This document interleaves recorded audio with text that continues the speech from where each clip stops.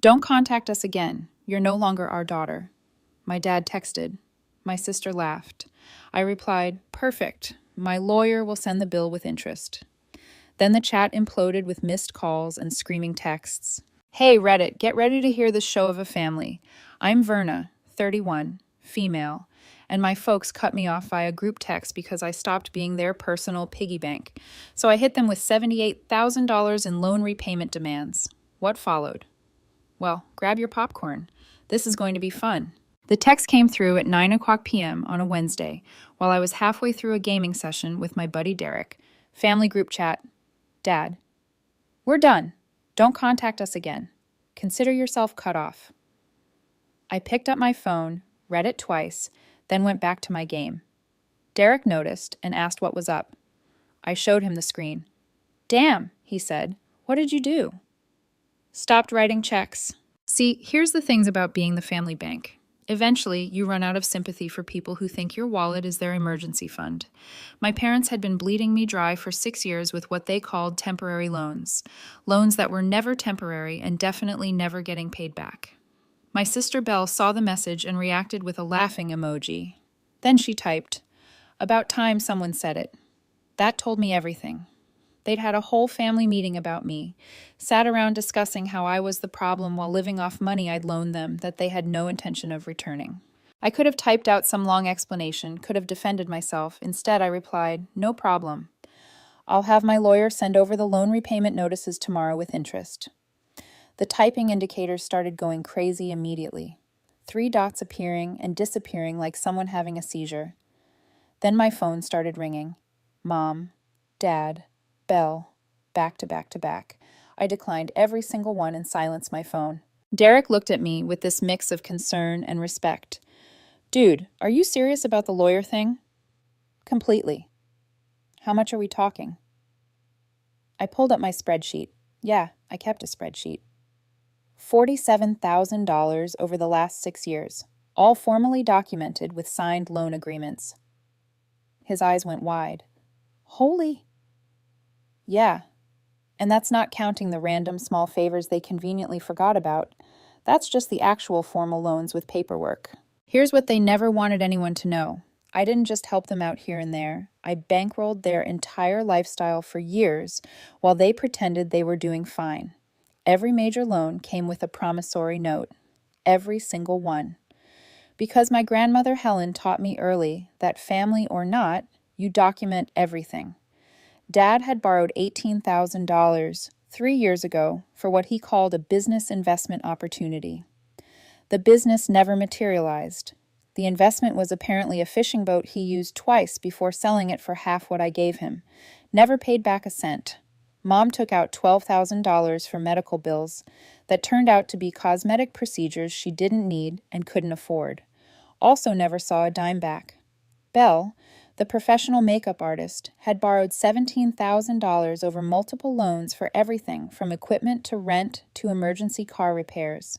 Her Instagram bio said CEO and founder of some makeup line that didn't exist outside of her bathroom mirror. She'd paid me back exactly $200 once, then asked for another $1,500 the next week. Those 3 major loans, 18, 12, and 17,000, made up the 47 grand I had documented with signatures and terms. There were other small amounts here and there over the years. Couple hundred for utilities, a few hundred for car insurance, but those were harder to prove, and honestly, I didn't even care about that money anymore. The big stuff was enough. I'd been stupid. Not anymore. My phone was lighting up like a Christmas tree with texts. I glanced at a few of them while Derek watched. Mom, how can you be so cruel? We're family. Dad, you're going to destroy this family over money? Belle, you're actually such a piece of garbage. Hope you know that. I showed Derek the messages. He shook his head. Man, they're really trying to flip this on you. That's what they do. It's what they've always done. The messages kept coming. Paragraphs about how disappointed they were, how I was being selfish, how they never thought I'd turn on them like this. Around midnight, Dad sent one more text. Your mother is crying. I hope you're happy. I typed back, tell her to dry her tears with one of the loan agreements she signed. Then I muted the group chat and went to bed. What they didn't know was that I'd had lunch with Grandma Helen 3 days ago, and I told her everything. The loans, the amounts, the complete lack of repayment or even acknowledgement, the constant guilt trips, the way they treated me like an ATM they could access any time things got tight. She listened to the whole thing without interrupting. Then she asked me one question. Where do your parents live? I told her the address, and that's when she dropped the bomb. She went quiet for a long moment. Then she said, Hi, that's my house. I didn't understand at first. Thought she meant she'd sold it to them years ago or something, but nope. She meant it was still hers legally on paper. They'd been living there for 8 years without paying rent, property taxes, or utilities, just existing in someone else's house like it was their God-given right. And that's when Grandma said something I'll never forget. I think it's time they learned what life costs when someone's not paying it for them. That was 3 days ago. By tomorrow morning, everything was going to change, and they had no idea the storm that was coming. I showed up at Grandma Helen's place at 8:00 a.m. the next morning. She was already up, dressed, and had coffee waiting. Sit, she said, pointing at the kitchen table. In front of her was an accordion folder that looked like it had survived a war. She pushed it across to me. Everything you need is in there. I opened it. Inside were decades of documents, property deeds, tax statements, rental agreements that were never signed, payment records that showed exactly $0 received, and at the very bottom, loan agreements with my parents' signatures on them. Wait, loan agreements? I looked up at her. You loaned them money too? $31,200 over 10 years. Her face didn't move. They paid me back $800 total once for my birthday, like it was a gift. No way. I felt my jaw clench. So it wasn't just me. They'd been running this scam on her for a decade before they even started with me. Why didn't you say anything? Because I was stupid. I thought eventually they'd do the right thing, that something would click and they'd realize you can't just take and never give back. She took a sip of her coffee. I was wrong. Some people don't learn. They just get better at justifying it. She walked me through the whole thing. Back in 2017, my parents were supposedly in a financial bind. Dad had quit another job, his third in 5 years, because he didn't vibe with the company culture. Mom had stopped working entirely, claiming chronic fatigue that somehow didn't prevent her from shopping or going to wine tastings. They'd asked Helen if they could stay in her rental property for a few months, just until they got back on their feet. She'd agreed, gave them a break on rent, said they could pay utilities and property taxes instead. That was 8 years ago. They'd never paid a single bill, not one. Over time, they'd started acting like they owned the place, renovated without asking, planted gardens, invited people over, and called it their home. Helen had been too polite to push back, too worried about causing family drama, but the loans were different. Those had paper trails. I spoke with my attorney yesterday, she said, told him everything. And he said we have grounds for immediate eviction based on breach of rental agreement and non-payment. But the loans, she smiled, well, the loans give us leverage. She handed me another folder. This one had collection notices already drafted, legal demand letters, court filing templates, everything we needed to turn my parents' world upside down. Here's what's going to happen, she said. We're going to file repayment demands for every loan, every single one. Yours and mine combined. That's $78,200. We're going to give them 30 days to either pay in full or set up a payment plan. And when they don't, then we file in court. We get judgments. We put liens on anything they own. And if they want to keep living in my house, they're going to start paying market rate rent, $3,000 a month. I did the math in my head. There was no way they could afford that. Dad's sporadic income and Mom's non-existent job meant they were barely scraping by, even with me funding them. They'll lose the house, I said. Yes, and Belle's been living there rent-free too. She can pay or leave. I sat back in my chair and smiled. For once, I wasn't the one solving their problems. I was the one holding all the cards. There's something else, Helen said. She pulled out her laptop and turned it toward me. On the screen was a Craigslist ad. Luxury downtown apartment available for short-term rental. $180 per night. Sleeps 4. Pet friendly. The photos showed a place I recognized immediately. The exposed brick, the industrial lighting, the art on the walls. "That's Belle's room," I said. "That's my house." Helen's voice could have frozen water. "She's been renting out rooms on Craigslist and Airbnb, pocketing the money, not telling anyone." My hands clenched into fists. "How long?" "At least 18 months, maybe longer.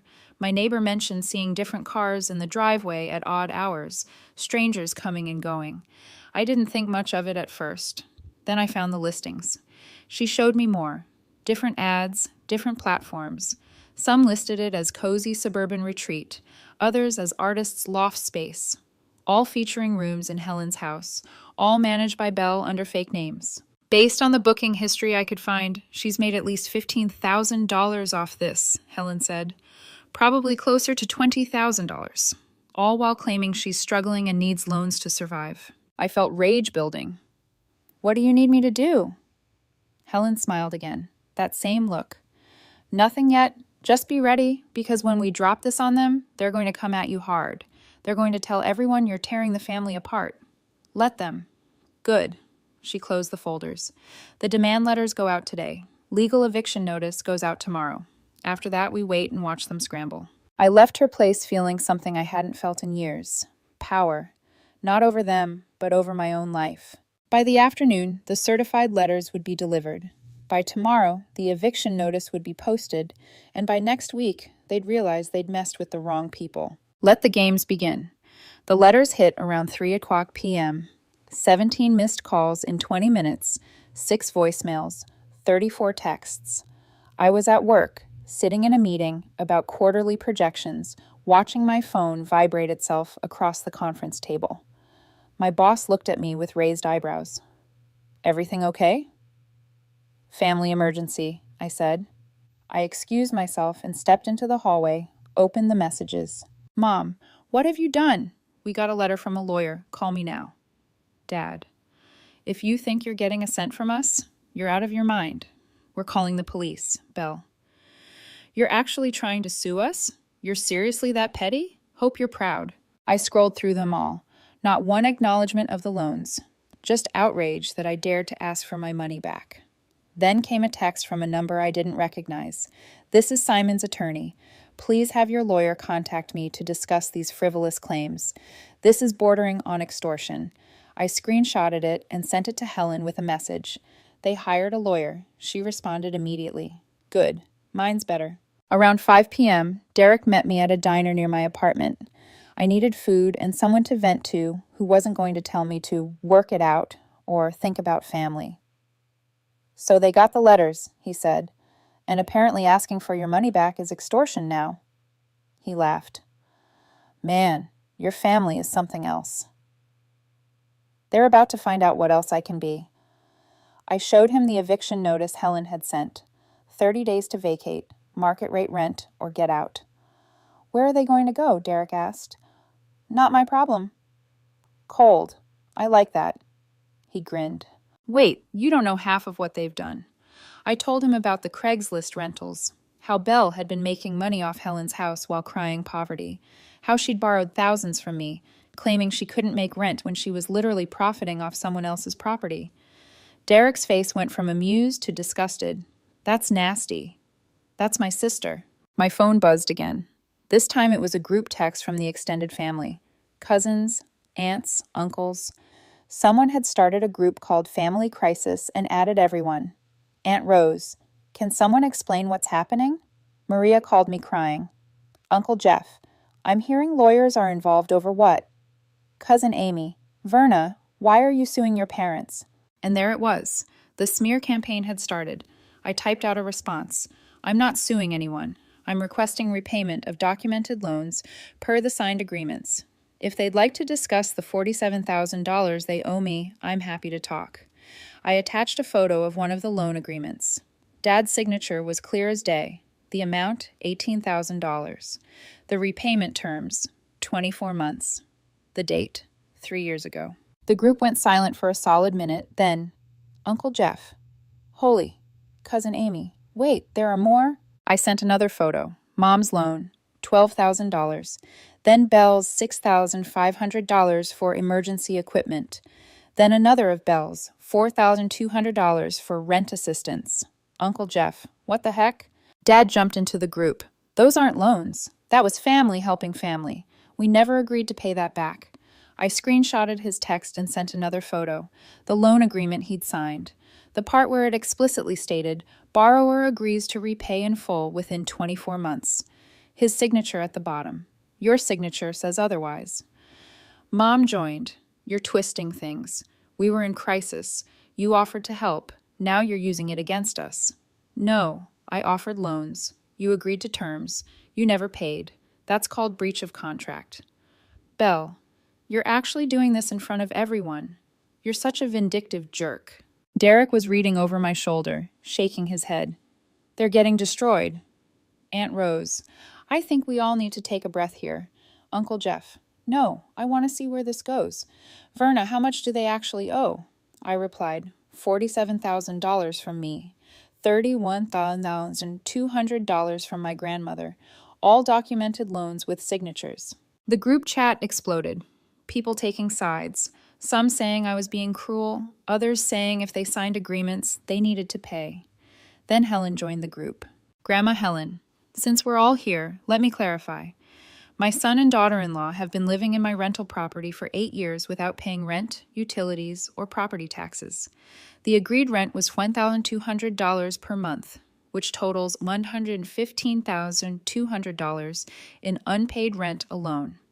Add utilities and annual property taxes of $3,600, $28,800 over 8 years, and we're looking at approximately $48,000 more in unpaid costs, over $163,000 total in housing expenses they never covered.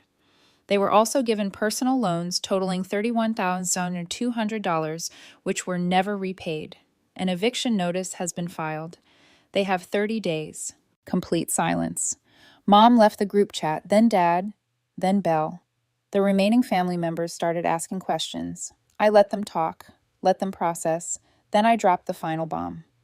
Also, Belle has been illegally subletting rooms in Helen's house via Airbnb and Craigslist for profit without permission. We've documented at least $15,000 in unauthorized income over the past 18 months. I sent screenshots of the listings, the Craigslist ads, the Airbnb reviews. Cousin Amy, Belle, seriously? Uncle Jeff, this is fraud. And just like that, the narrative shifted. They went from questioning me to realizing my family had been running scams on multiple people for years. My phone rang. Helen. You're enjoying this too much, she said. Maybe a little. Good. Don't stop now. They're going to play the victim. Don't let them. I won't. Meeting with my attorney tomorrow at 9:00 walk. Be there. We're accelerating the eviction based on the subletting. They've got 2 weeks now, not 30 days. Perfect. I hung up and ordered another round of fries. Derek clinked his drink against mine. Here's to not being a doormat anymore. I'll drink to that. The next 2 weeks were psychological warfare. My parents went nuclear. First came the Facebook post. Mom wrote this long, dramatic thing about how her daughter had abandoned her in her time of need, how she'd sacrificed everything raising me, and this was how I repaid her. The post got attention. Friends from their church, old neighbors, distant relatives who didn't know the full story. They all commented with support. How could she? And family should come first, and I'm praying for you. I watched it from the sidelines, waiting. Then Helen struck back. She commented on Mom's post with receipts.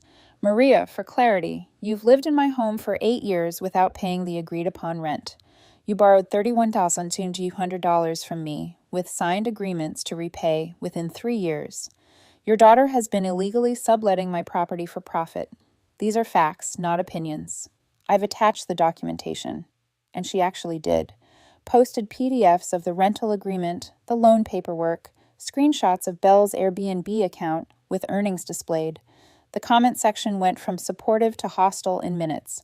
People started asking Mom questions she couldn't answer. Someone called her a scammer. Someone else said they were reporting the Airbnb fraud to the IRS. Mom deleted the post an hour later, but screenshots live forever. Cousin Brian had saved it and shared it in the family group with the caption, "In case anyone missed this." Next came the guilt trips. Personal, targeted, brutal. Dad called me from a number I didn't have blocked. I answered by mistake. "You're killing your mother," he said. No hello, just that. "The stress is too much. If something happens to her, it's on you." Then maybe she should have thought about that before borrowing money she had no intention of repaying. "We were going to pay you back." When? In what universe were you going to come up with $47,000? Silence. "That's what I thought," I said. "Anything else?" "You used to be a good person. What the heck happened to you?" "I still am. You're just mad I'm not a doormat anymore." I hung up. Belle tried a different approach. She sent me a message claiming she was getting death threats from crazy people online because of what I'd done, said she was scared to leave the house, said she might hurt herself if this continued. I screenshotted her message and sent it to Helen with a note. Manipulation or genuine concern? Helen replied, manipulation. She's been posting Instagram stories at restaurants all week. I checked. She was right. Belle's stories showed her out with friends, drinking cocktails, living life. The whole "I'm scared" thing was theater. I sent Belle one message back. "You still owe $17,000. She didn't respond. The eviction process moved forward. 2 weeks to vacate. Helen's attorney was ruthless. When my parents tried to claim they had tenant rights and couldn't be forced out on short notice, he dropped a folder of evidence showing the illegal subletting. Pointed out that running an unauthorized rental business from someone else's property voided any tenant protections they thought they had. They had no legal ground to stand on. The judge approved the eviction. 2 weeks. Final. That's when things got personal. I came home from work one day to find my apartment door scratched up. Someone had keyed Trader into the metal. Building security footage showed Belle, sunglasses, hood, middle of the night. I filed a police report and added it to the growing pile of evidence. Then Mom showed up at my work. She walked straight through reception and tried to make a scene. "Please," she said loudly enough for everyone to hear, "don't do this. We'll lose everything." I kept my voice calm. "No, Mom, you need to leave. We're family. Family forgives. Family doesn't steal from each other." "How dare you? We didn't steal. You took. You lied. You owe." Security arrived. They escorted her out. Later, my boss called me in. "Do you need time off?" "I'm fine," I said, and I meant it. The family group chat splintered into factions. Some supported me. Others whispered about me being cold. Most just stayed quiet, watching the implosion from the sidelines. Uncle Jeff texted me privately. "I've been thinking about all the times they asked me for money. I never gave it. Always felt guilty. Not anymore." Then my cousin Amy messaged. "Belle asked me for $3,000 last year. I said no." She never spoke to me again. Now I know why. The quiet support felt good, steady, like the first breath after a long storm. A week before the eviction, my parents made their final play. They hired a new lawyer, some slick guy who specialized in family disputes. He sent a letter threatening to sue me for emotional distress, elder abuse, financial coercion. Helen's attorney laughed when he read it. "They've got nothing. This is a Hail Mary." Should I be worried? Only if you're worried about wasting 30 minutes in court watching it get dismissed. The eviction was 6 days away. The repayment case was set 2 weeks later. Everything was lining up perfectly. Then my phone rang. An Oregon number. "Verna?" The voice was calm, older. "This is Colleen, your dad's sister." I hadn't talked to her in years. She'd moved away and stayed out of family drama. "I heard what's happening," she said. "I want you to know. You're doing the right thing." "Thanks," I said. "So that's..." "No, I mean it. Your father did the same thing to our parents. Borrowed money, never paid it back, always played the victim. Your grandmother bailed him out more times than you'll ever know." I sat there speechless. "I didn't know that." "That's because they don't talk about it. They make you feel crazy for remembering. But you're not crazy. You're doing what I should have done years ago." We talked for 20 minutes. She told me stories I'd never heard. How Dad conned his own mother, how he borrowed from her friends, how he always twisted the story so he was the victim. It wasn't just me. It was a pattern. And now I understood why Helen had finally snapped. This wasn't about revenge. It was about breaking a cycle. The morning of the eviction, I didn't go to the house. Neither did Helen. We sent her attorney and a sheriff's deputy instead. I was at work when the text started. The family chat was on fire. Everyone knew it was eviction day. Around noon, Helen's attorney called. It's done. They're out. Left about an hour ago. Any issues? Your sister threw a makeup palette at the deputy. Missed. I laughed. Of course she did. The property's empty now. Helen's getting the locks changed this afternoon. What did they take? Everything that fit in a U-Haul. Left furniture, trash, couple holes in the walls. We documented it all. I leaned back in my chair and exhaled. It was real. They were out. My phone buzzed again. A new number. We're homeless because of you. If anything happens now, it's your fault. Blocked. 10 minutes later, another. Blocked. Then another. Blocked. Then a call from Aunt Rose. Verna, she said softly, I just spoke to your mom. They're in a motel. They don't have anywhere to go. They had 8 years to figure that out. She says they can't afford first month's rent anywhere, that they'll end up on the street. They should have thought about that before refusing to pay back their debts. Can't you just... No, Rose, I said firmly. They owe me $47,000. They owe Helen $31,000. They lived rent-free for 8 years. They stole from her house. I'm not the villain here. Silence. Then finally, you're right. I know. I feel bad. So do I. But feeling bad doesn't pay the bills. She sighed. You're stronger than I ever was. I just got tired of being used. Over the next 3 days, I got messages from 7 different numbers, all variations of blame, threats, and guilt. I forwarded them all to Helen's attorney. This is harassment, he said. We can file for a restraining order. Not yet, I said. Let's see if they burn out first. Your call, he said. But the moment it escalates, we move. 2 weeks later, the repayment hearing. I took the day off work and met Helen outside the courthouse. Inside, my parents sat on the opposite bench with their lawyer. Mom looked tired. Dad looked furious. Belle wasn't there. When the judge called the case, both sides presented their evidence. Their lawyer stammered, Your Honor, this was a family matter. The judge interrupted. Do you have documentation that these were gifts? No, Your Honor, but then they're loans. Do you dispute the signatures? Dad leaned forward. Those were signed under duress. What duress? We were desperate. Being desperate doesn't invalidate a contract. Do you have evidence of coercion? Silence. The judge turned to our attorney. What are you seeking? Full repayment of $78,200 combined, plus interest and legal fees. If unable to pay in full, we request a court-ordered payment plan with wage garnishment. The judge nodded. Granted. Defendants will repay at $800 per month until satisfied. Wage garnishment to begin immediately.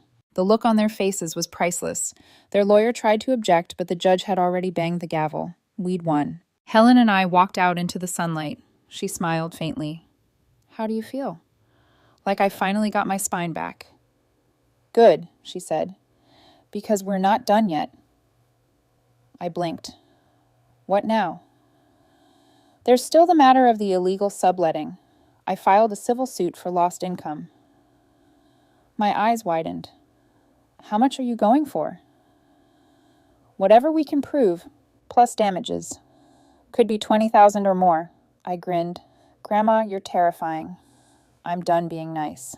We hugged goodbye and I drove home. That night, I opened a bottle of wine, fed Oscar, and sat on the balcony watching the city lights fade. The chaos was finally behind me. For the first time in years, I wasn't responsible for anyone else's mess. 3 months later, Helen won her civil suit against Belle. The judge ordered $19,400 plus damages. Wage garnishment authorized. 6 months after that, the dust finally settled. My parents were paying their $800 a month. Belle had vanished into some new business venture. And I was living, really living. Work was stable. My savings was growing. And one Saturday afternoon, Derek introduced me to his friend, Leo. Leo was calm, smart, funny in the quiet way. He asked questions like he actually wanted the answers. No drama, no games, just peace. We started seeing each other casually. Coffee after work, hiking on weekends, slow dinners that didn't need to impress anyone. He knew about my family situation but never pressed. He just said, "You did what you had to do." It wasn't love at first sight. It was steadiness, balance, exactly what I needed. One evening, as we watched the sunset from my balcony, he said, "You ever think about how sometimes peace is louder than chaos?" I smiled. Every day. A year after the court ruling, the garnishment still hit my account like clockwork. I never touched the money, just moved it straight to savings. Not because I needed it, but because it reminded me of something important. That boundaries are power. That family isn't a license to use you. That letting go isn't cruelty. It's freedom. And that sometimes starting over isn't about revenge. It's about finally living like the storm never owned you. I looked at Leo, the man who'd quietly walked into my calm after years of noise, and smiled, because I'd finally learned the truth. You can't control how people treat you, but you can decide when to stop paying for it.